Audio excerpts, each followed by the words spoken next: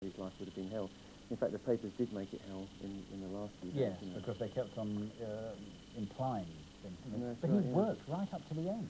Absolutely, yeah. I mean, up to the last few weeks, he was in there. Even if he could only manage half an hour a week, he was in there, and he was giving it everything he could. Yeah, it was amazing. It was so sad in all the tributes, you know, they showed the videos, and that you could see how much he'd lost weight, and he had that awful haggard look. And yet he still looked good, though, almost on the videos, It's didn't he? horrible, it just beats you up. But it must have taken something terrible out of him because, you know, it was such a high-energy performance, and he kept those energy levels up. That's to the right. end. In fact, some of the performances on Innuendo are probably more high energy than anything he ever did in his life. It's incredible what he managed to squeeze out of himself. Yeah. Why was he so determined to keep going to the end? That was his life, really. You know, he lived to make music, and he was totally dedicated to it. You know, he was the most self-made person I've ever met in my life, I think.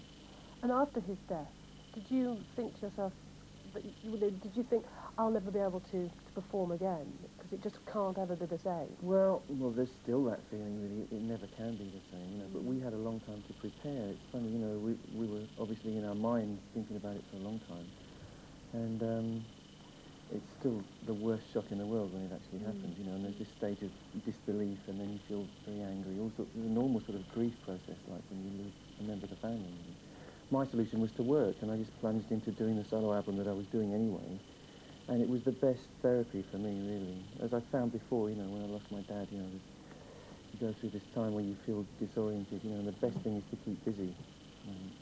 If I may say, I always thought you were a strange combination, because he was this great flamboyant, terribly camp, outrageous, wonderful performer, and you were always the one that just, almost quite silently, apart from the noises you were making from your guitar, but stood there and The just quiet twanged one, is that what you're away. trying to say? Yeah, you because were you're a quite then. nice boy. Yeah. Well, I think Beatty was more the quiet one. I mean, I don't know what I am. I just like the noise of the guitar, and I like the world that I live in, really. I mean, I still do. You were very much the moving force behind Queen. I know Freddie was the front A of it. moving force. It's very much a cooperative thing. It's very much for people. That's why it works. It's a kind of democracy thing. Something I've always wanted to ask you is, how do you make that very distinctive sound? Because it is you. There's nobody else that sounds like you, and whenever you hear any piece of music which you've played on, it is you.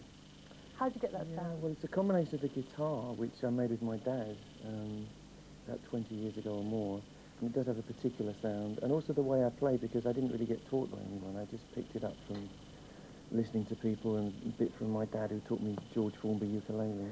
It's an unusual way that I play. Yeah. Is it true you use a coin? Yes, I use a sixpence. It works perfectly well for me. A really old-fashioned sixpence. Very old-fashioned, yes, very cheap. You haven't lost it. You haven't lost it. Have you got lots No, of I've them? got tons of them, yeah, we've got bags of them. Yeah, but why not a plectrum or whatever it is, you know? Well, I always couldn't find a plectrum which was stiff and rigid enough for me, so the coin is totally rigid, so you feel all the movement from the string in your fingers. It's quite a sort of emotional thing, playing the guitar, you know. You need to be in contact with your strings, because that's all you've got. So it just works for me. What about your career since Queen? I mean, how difficult has it been for you to perform solo? Well, I kind of haven't allowed myself to stop and think about it. I just thought, well, this is what I'm doing anyway. I would have been doing this solo album anyway, so I might as well get on with it, you know. And obviously it now feels very different, but I've kind of got swept into it, you know. I was doing it in the beginning in parallel with the Queen stuff, obviously. But now I guess it's a bridge to the next part of my life, and I'm glad to have it. I feel very fortunate that I can go out and do some stuff. Are you happy being the person in front, the performer, rather than, in a sense, behind the big flamboyant performer? Yeah, and strangely enough, I'm up for it. I wouldn't have been a few years ago, but I've changed a lot over the last 5 years. I was working through all kinds of sort of personal crisis, a lot of which you'll find on the album in a way. It's very much a sort of journey from someone who's locked in a very dark place to someone who feels like you can see a little bit of the light. You know. So you're going on tour? I mean, will you be I'm playing hoping gigs? to, yeah. Me and Cozy Powell and Neil Murray and some of the friends who guested on my album will be going to South America in a few weeks. So we'll rehearse and do a few gigs, and it's a long way away, hopefully, so the Daily Mirror won't be there. Well, they will. Maybe they will. Said the wrong thing now. Yeah, but then if we feel like we have a good vehicle, then we'll come back here and tour. I don't want to do it unless it's right. I don't want to go out unless people have value for money, you know. Can I ask you, I mean, you're very much involved with the British Bone Marrow, or Bone Donor Association, aren't you?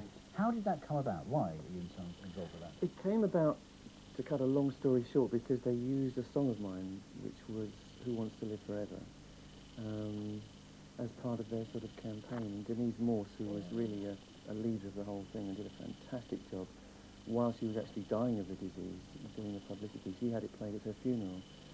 And I was just very touched by this, obviously, and I said, what can I do? Can I help?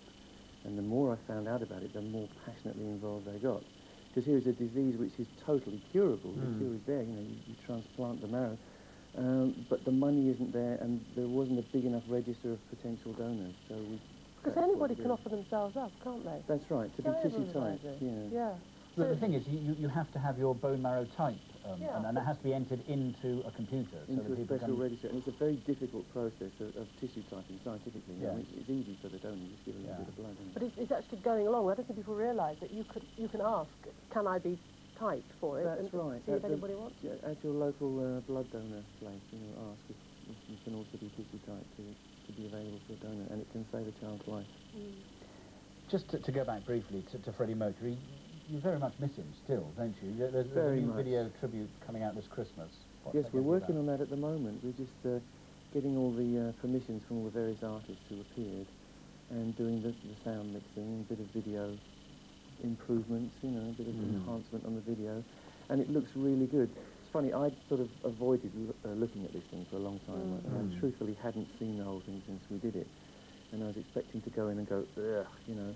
But it's very exciting. I was really surprised. It's wonderful, you know, and you really get a, you know, a feeling in the... And that's a going to lump be in the throat, in the wasn't it? shops this Christmas. We hope so, yeah. Okay, well, Rame, thanks very much indeed. Thank you very coming much. on. Yeah, it's Cheers. lovely to meet you. Bye, the album. Braving the turbulence in a small thing. Thanks very much indeed. Not funny.